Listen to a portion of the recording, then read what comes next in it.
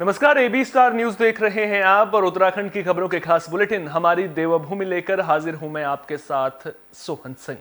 उत्तराखंड में लोकसभा चुनाव से पहले सियासी महाभारत शुरू हो चुकी है। आरोप प्रत्यारोप का सिलसिला तेज हो गया है। इसी कड़ी में कांग्रेस ने केंद्र सरकार को आड़े हाथों लिया है। सरकार पर केंद्रीय एजेंसियों के दुरुपयोग का आरोप लगाया है। कांग्रेस प्रदेश अध्यक्ष करण माहरा ने दिल्ली के सीएम अरविंद केजरीवाल की गिरफ्तारी की निंदा करते हुए कहा कि मोदी सरकार विपक्षी दलों का उत्पीड़न कर रही है। इसके अलावा करण माहरा ने कांग्रेस के खातों को फ्रीज करने को लोकतंत्र की हत्या बताया। उन्होंने कहा कि कांग्रेस के 4 बैंक खातों को फ्रीज किया गया है, लेकिन खाते सीज करने से कांग्रेस डरने वाली नहीं है।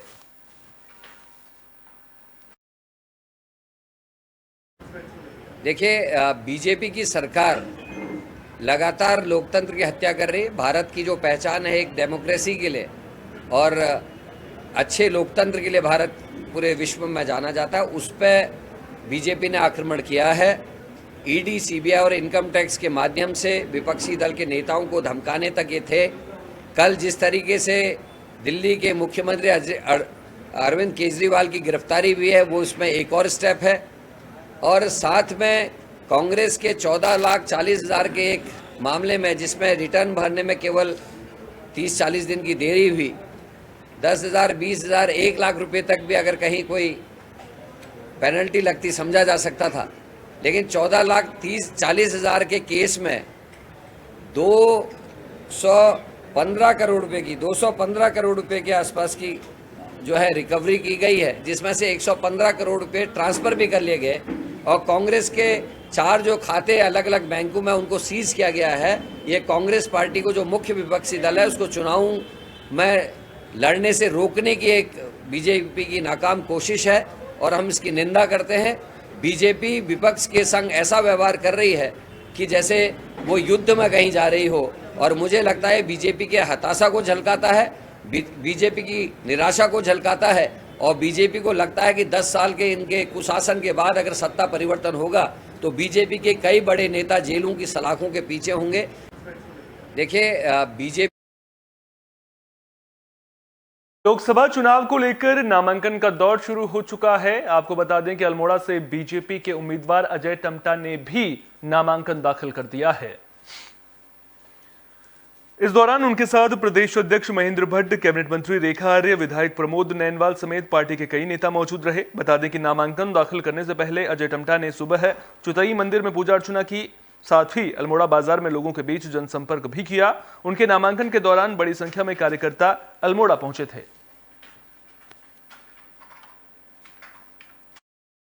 आज हमारे लोकसभा के प्रत्याशी पूर्व सांसद अजय टम्टा जी का नामांकन हुआ और मैं कहता हूँ बड़ा उत्साह है। हमारे सभी विधायक के द्वारा सेट यहाँ पर भरे गए उनका अनुमोदन प्रस्ताव के रूप में, और मैं कह सकता हूँ अभी तक के ऐतिहासिक जीत अल्मोड़ा लोकसभा के अंदर रहेगी। अजय जी उत्तराखंड सरकार में मंत्री रहे, केंद्र में भी मंत्री रहे और एक प्रभावशाली नेता के रूप में उनकी अपनी पहचान है, मिलनसार व्यक्तित्व है। तो मैं कह सकता हूँ इस बार का चुनाव अभूतपूर्व चुनाव रहने वाला है और भारतीय जनता पार्टी अल्मोड़ा से 5 लोकसभा सीटों को जीतेगी। देखिए, निश्चित रूप से आज अल्मोड़ा पिथौरागढ़ सीट से हमारे प्रत्याशी अजय टम्टा जी ने नॉमिनेशन किया है और आज मैं प्रस्तावक के रूप में उनके साथ मौजूद रही हूँ। मुझे लगता है कि जो उत्साह अल्मोड़ा, पिथौरागढ़ और पूरे अपने प्रदेश में लोकसभा को लेकर है, वह बहुत ही उत्साहजनक है। निश्चित रूप से जो 75% मत आमजन का भारतीय जनता पार्टी को प्राप्त करने का लक्ष्य है, वह उस और अग्रसर होते हुए हम लोग देखते हैं। एक ऐतिहासिक जीत जो है वो अल्मोड़ा पिथौरागढ़ लोकसभा सीट से होगी, ऐसा जनता के उत्साह और विश्वास से दिखता है। आज हमारे उत्तराखंड के पूर्व मुख्यमंत्री और हरिद्वार से बीजेपी उम्मीदवार त्रिवेंद्र सिंह रावत ने भी नामांकन दाखिल कर दिया है। आपको बता दें कि उन्होंने वर्चुअली नामांकन दाखिल किया है। त्रिवेंद्र सिंह रावत ने कहा कि शक्ति प्रदर्शन करके वे हरिद्वार की जनता को बेवजह परेशान नहीं करना चाहते, इसलिए उन्होंने वर्चुअल तरीके से अपना नामांकन करने का फैसला किया। वहीं उन्होंने विपक्षी दलों को छोड़कर भारतीय जनता पार्टी में शामिल होने वाले सभी नेताओं और कार्यकर्ताओं का स्वागत किया। उन्होंने कहा कि बीजेपी आज समंदर की तरह है, जिसमें जो भी आना चाहता है उसका स्वागत है। निश्चित रूप से जिस तरह से जनता को यहाँ उत्साह है और तमाम दलों के लोग टूट टूट कर भारतीय जनता पार्टी में सम्मिलित हो रहे हैं, अपनी आस्था व्यक्त कर रहे हैं।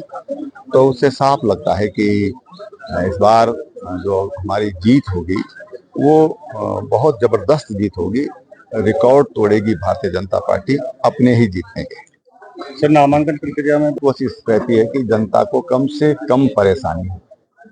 जब नॉमिनेशन होता है तो तमाम लोग अपने जरूरी काम से जाते हैं, कोई बीमार लोग हैं उनको अस्पताल जाना है या किसी को अपनी नौकरी पर जाना है, अपनी ड्यूटी पर जाना है, तो वो प्रभावित हों। फिर आर्थिक व्यवहार बहुत ज्यादा होता है और ये 0 बजट में नॉमिनेशन हो जाएगा, तो आर्थिक व्यवहार भी नहीं है, किसी को कोई परेशानी भी नहीं है और इजीली हम लोग कोई भी प्रत्याशी अपना नॉमिनेशन कर सकता है। तो मैंने उसकी शुरुआत की है और निश्चित रूप से जिस कांग्रेस प्रतिनिधिमंडल ने मुख्य निर्वाचन अधिकारी से मुलाकात की। इस दौरान कांग्रेस प्रतिनिधिमंडल ने मंगलौर और बद्रीनाथ विधानसभा सीट पर लोकसभा के साथ उपचुनाव कराने की मांग की।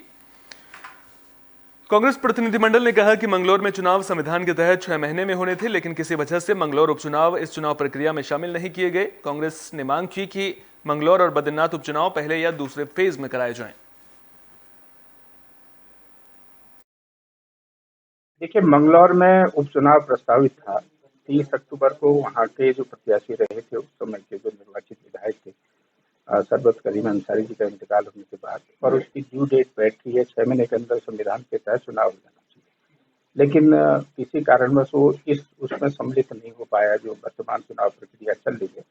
हमने निर्वाचन आयोग से मांग की है कि मंगलौर के उपचुनाव को भी इसी में सम्मिलित किया जाए, साथ ही बद्रीनाथ का भी जो उपचुनाव होना है उसको भी इसी प्रक्रिया में सम्मिलित किया जाए, भले ही वो आप फर्स्ट फेज में ले या सेकंड फेज में ले। ये मांग हम दोनों जगह पर उपचुनाव कराने की मांग हमने चुनाव आयोग से। देखिए, लोकसभा चुनाव को लेकर सभी पार्टियां तैयारियों में जुट गई हैं। बीजेपी भी संकल्प पत्र को लेकर जनता से सुझाव मांग रही है। आपको बता दें कि मसूरी में बीजेपी ने संकल्प पत्र सुझाव अभियान के तहत कार्यक्रम का आयोजन किया। इस दौरान पार्टी को कई अहम सुझाव मिले। प्रदेश में पर्यटन कारोबार के साथ इंफ्रास्ट्रक्चर की मजबूती के लिए नीति बनाने का सुझाव दिया गया। साथ ही दूसरे राज्यों की तरह जीएसटी में दी जा रही छूट को उत्तराखंड में भी लागू करने की मांग की गई। माननीय नरेंद्र मोदी जी का जो 2047 का विकसित भारत का संकल्प है कि भारत विकासशील से आगे बढ़ करके और विश्व में विकसित देशों में सम्मिलित हो, इसके लिए जो उनकी तीसरी पारी में पूरे देश में वातावरण बना हुआ है कि मोदी जी तीसरी बार प्रधानमंत्री बनेंगे, तो उसके लिए जो ये लोकसभा का चुनाव हो रहा है उसमें पार्टी का जो संकल्प पत्र बनेगा, जो जनता से वायदा करेंगे कि हम तीसरी पारी में क्या काम करेंगे, तो इस समय मोदी जी का मानना यह है कि हम तय करें, इससे बेहतर है कि जनता तय करे कि उनकी सरकार को क्या ऐसे काम करने चाहिए जिससे 2047 में भारत को विकसित भारत की श्रेणी में खड़ा किया जा सके। तो इसके लिए मुझे टिहरी लोकसभा में घोषणा पत्र के लिए सुझाव संकलित करने के लिए जो जिम्मेदारी दी गई, तो आज मसूरी में जो हमारे होटल एसोसिएशन के लोग हैं उनसे, यहाँ के होटल के कर्मचारी, उनसे बातचीत करने के लिए मैं आया हूँ। और मैं चाहे टिहरी लोकसभा की बात करूँ या पूरे भारत की ही बात करूँ, को किसी को कोई संशय नहीं रहा है कि इस बार भी फिर से भारतीय जनता पार्टी की सरकार आने वाली है और टिहरी से भी भारतीय जनता पार्टी की ही जीत होगी।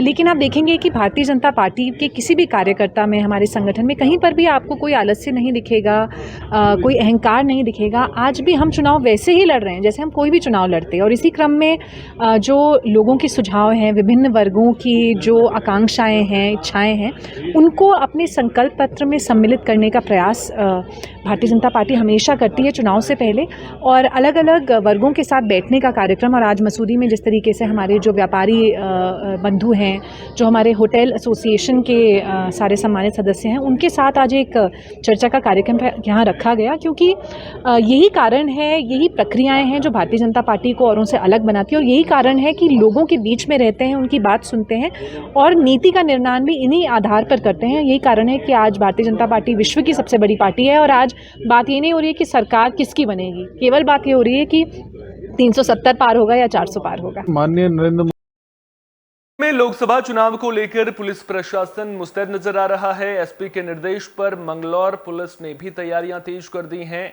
गाड़ियों की चेकिंग की जा रही है। साथ ही मंगलौर के कई इलाकों में फ्लैग मार्च भी निकाला गया।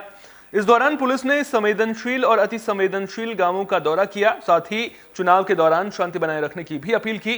मंगलौर सीओ विवेक कुमार ने बताया कि चुनाव को शांतिपूर्वक करवाने के लिए पुलिस पूरी तरह से मुस्तैद है। चुनाव के दौरान किसी भी तरह की लापरवाही को बर्दाश्त नहीं किया जाएगा। चप्पे चप्पे पर पुलिस की पैनी नजर है। चुनाव को प्रभावित करने वाले असामाजिक तत्वों पर भी पुलिस ने नजर बना रखी है। अगर कोई चुनाव प्रभावित करने की कोशिश करता है तो उसके खिलाफ कार्रवाई की जाएगी।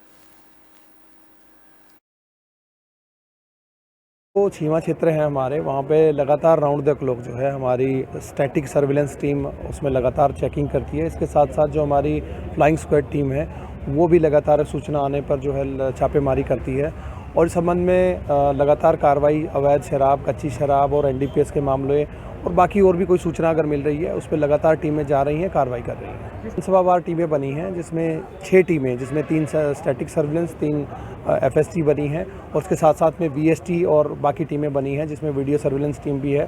तो इसमें लगातार जो इलेक्शन कमीशन के गाइडलाइन है उनको फॉलो करते हुए लगातार चेकिंग भी करवाई जा रही है। इन टीमों को क्रियान्वयन भी और इनको एक्टिवेशन भी किया जा चुका है। फिर से बताया, लगातार इसमें हमारा राउंड द क्लॉक जो है चेकिंग वो लगातार जारी है। नारसन बॉर्डर, मंडावर से लेकर के हमारा जितना बॉर्डर लग रहा है उस पर लगातार चेकिंग, हमारी नहर पुल से लेकर के चेकिंग जारी है। तो उत्तराखंड में भी होली का जश्न शुरू हो चुका है। पहाड़ की वादियों में होली के रंग बिखरने लगे हैं। होलियारों की टोली होली के रंग बिखेरते हुए, अबीर गुलाल उड़ाते हुए, होली के गीत गाते हुए नजर आ रही है।